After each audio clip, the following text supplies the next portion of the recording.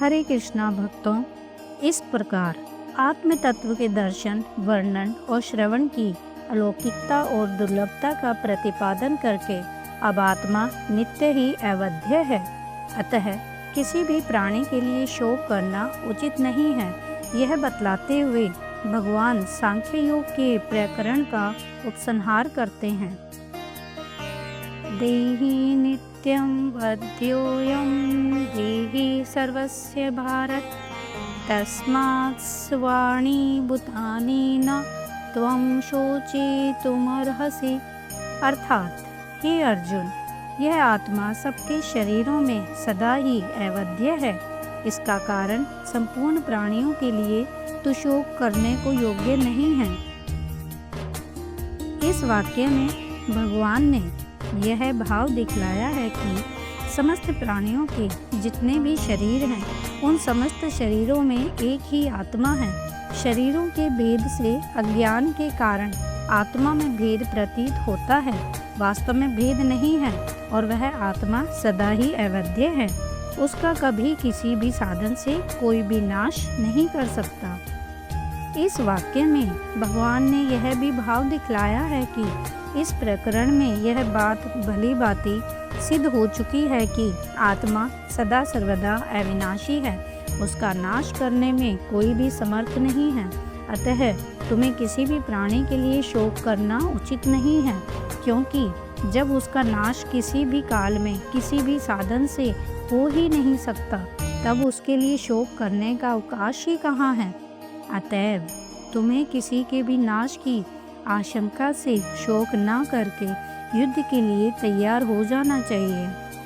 अतः यहाँ तक भगवान ने सांख्य योग के अनुसार अनेक युक्तियों द्वारा नित्य, शुद्ध, बुद्ध, सम, निर्विकार और अकर्ता आत्मा के एकत्व, नित्यत्व, अविनाशित्व आदि का प्रतिपादन करके तथा शरीरों को विनाशशील बतलाकर आत्मा के या शरीरों के लिए अथवा शरीर और आत्मा के वियोग के लिए शोक करना अनुचित सिद्ध किया।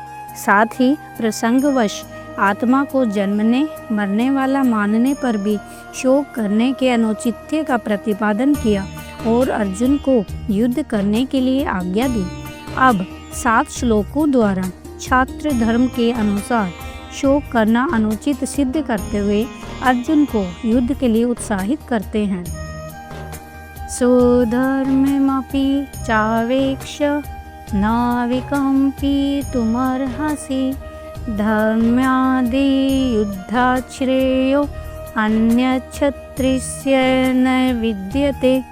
अर्थात, तथा अपने धर्म को देखकर भी तू भय करने योग्य नहीं है, यानी तुझे भय नहीं करना चाहिए, क्योंकि क्षत्रिय के लिए धर्म युद्ध से बढ़कर दूसरा कोई कल्याणकारी कर्तव्य नहीं है।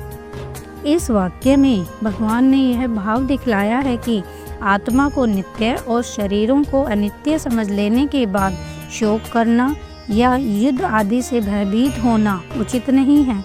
यह बात तो मैंने तुमको समझा ही दी है।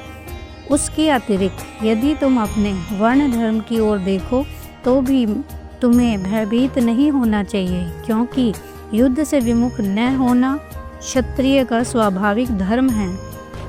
इस वाक्य से भगवान ने यह भाव दिखलाया है कि जिस युद्ध का आरंभ अनीति या लोभ के कारण नहीं किया गया हो एवं जिसमें अनन्य चरण नहीं किया जाता हो, किंतु जो धर्म संगत हो, कर्तव्य रूप से प्राप्त हो, न्याय अनुकूल किया जाता हो, ऐसा युद्ध ही क्षत्रिय के लिए अन्य समस्त धर्मों की अपेक्षा अधिक कल्याणकारक है।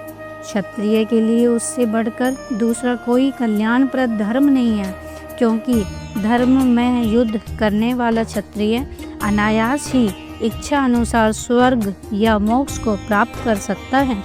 ओम नमो भगवते वासुदेवाय नमः।